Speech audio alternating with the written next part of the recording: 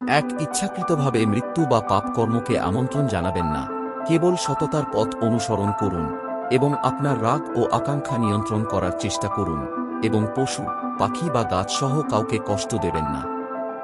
2.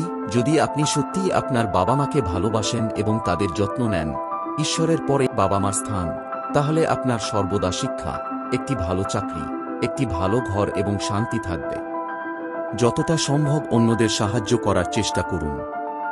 3. এই জীবনে আপনি যা পাবেন অর্জন করবেন তাতে খুশি থাকার চেষ্টা করুন, কারণ সবকিছুই পূর্বনির্ধারিত। আপনার পরবর্তী জীবনে আপনি কী ধরনের জীবন জন্ম চান তা ভেবে দেখুন এবং সেই অনুযায়ী আচরণ নিয়ন্ত্রণ করুন। 4. প্রথম রাত বা বিবাহের রাতের অর্থ বোঝার চেষ্টা করুন। হিন্দু শাস্ত্র অনুসারে বিবাহের পরে ছেলেটি মেয়েটিকে বিয়ে করবে এমন কোনো গ্যারান্টি নেই। সত্যিকারের প্রেমিক হওয়ার চেষ্টা করুন, তাহলে বিয়ের পর অসীম আনন্দ এবং শান্তি পাবেন। জীবিতদের মধ্যে সবচেয়ে সুখী মানুষ হবেন এবং যা চাইবেন তা পাবেন, অন্যথায় সমস্যার সম্মুখীন হতে হবে, এমনকি কোনো সাধু বা মন্দিরে যেতেও ভয় পাবেন।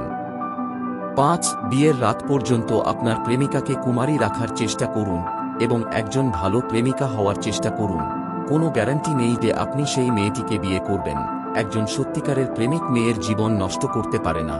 যদি আপনি আপনার প্রেমিকাকে কারো সাথে বিয়ে দিতে পারেন তাহলে একজন সত্যিকারের প্রেমিক হয়ে যাবেন এবং মৃত্যু পর্যন্ত আপনার প্রেম অমর ও চির স্মরণীয় হয়ে থাকবে, কারণ সত্যিকারের ভালোবাসা হল ত্যাগ, কেবল আত্মতৃপ্তি নয়। 6. যদি কেউ আমাকে হত্যা করে বা হত্যা করার চেষ্টা করে, আমি তাকে ক্ষমা করে দেব, কারণ আমি জানি যে আমার পূর্বের জন্মের ভালো মন্দ কাজের উপর ভিত্তি করে সবকিছু পূর্বনির্ধারিত এবং আমার সাথে ঘটছে। মৃত্যুর ঠিক আগে যদি আমি একটি কুকুরের কথা ভাবি, তাহলে আমার পরবর্তী জীবনে আমি একটি কুকুর হিসেবে জন্মগ্রহণ করব। এটি আমার সারা জীবনের চিন্তাভাবনার ক্রমবর্ধমান প্রভাব, তাই সর্বদা কেবল ঈশ্বরের কথা ভাবার চেষ্টা করুন।